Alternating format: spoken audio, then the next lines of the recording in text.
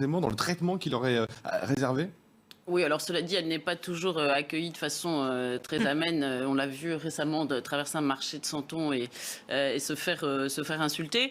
Mais et puis ces méthodes-là ont été initialement utilisées avec son père quand même. C'est vrai que toute cette rhétorique visant à finalement à refuser de débattre dans les plus hautes sphères, hein, parce que je vous rappelle que Jacques Chirac avait refusé de débattre avec Jean-Marie Le Pen À l'entre-deux tours de 2002. exactement.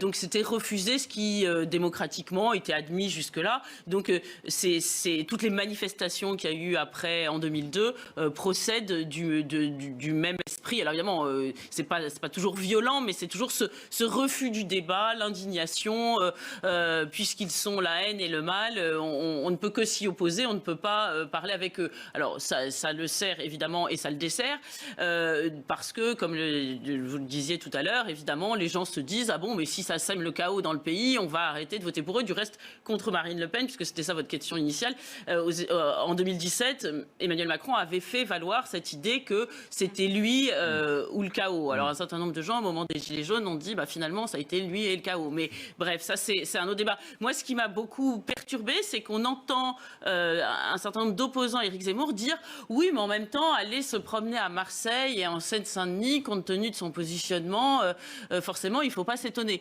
Donc c'est tenir pour acquis que certains coins de France sont des zones où tous les candidats n'ont pas le droit d'aller. Moi, je trouve ça gravissime et il me semble que ça ne devrait pas passer comme ça inaperçu.